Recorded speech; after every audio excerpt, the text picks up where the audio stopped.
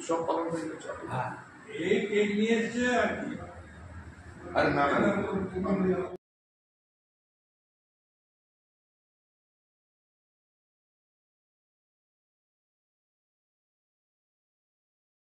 এই কারণেই করা উচিত যে যে মানুষটাকে থেকে আমরা এগিয়ে চলি আর কি, সেই মানুষটার একটা ভালো দিনকে আমরা সবাই মিলে উদযাপন করবো। সেই জন্যই আমাদের উদ্দেশ্যে আজকে আসা।